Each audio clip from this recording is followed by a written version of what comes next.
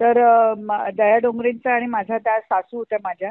आणि रेखाची ती एक फिल्म होती, मी विसरली त्याच्यावर, फारुख शेख आणि रेखा. त्याचा रिमेक होता तो. प्रोड्युसर सेम होते, त्यामुळे हिंदीचा रिमेक मराठीत होता. चार दिवस सासूचे म्हणून. आणि फिल्म खूप चांगला बिझनेस केला होता ती. आणि आधी ती अनाडी म्हणून घरात येते आणि ती सासू बिंदू सासू होती त्यात, आणि याच्यात दया डोंगरे होत्या. त्या एवढ्या सुंदर वाटायच्या. एकतर एक खूप एक छान पर्सनॅलिटी असलेली बाई. म्हणजे मराठीत अशा लेडीज आत्ता जरा आहेत पण खूप कमी आहेत, तशातल्या दयाताई होत्या.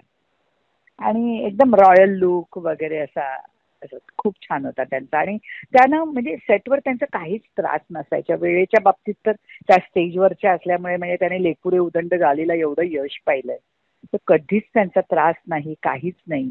वेळेवर येणं, सगळ्यांशी प्रेमाने वागणं. म्हणजे अगदी त्यांच्या त्या आठवणी म्हणजे एका सिनेमातही खूप आहेत, कारण आम्ही जवळजवळ 25-30 दिवस त्या सिनेमाचं शूटिंग केलं.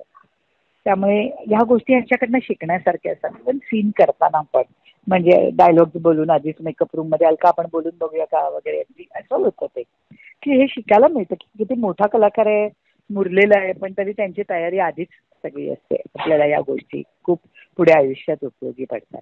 त्यामुळे दयाताईंसारखी एक छान लुक असलेली, रॉयल लुक असलेली, एक माणूस म्हणून चांगली असलेली बाई आज इंडस्ट्रीतनं गेली. खूप त्यांना मिस करतो आम्ही.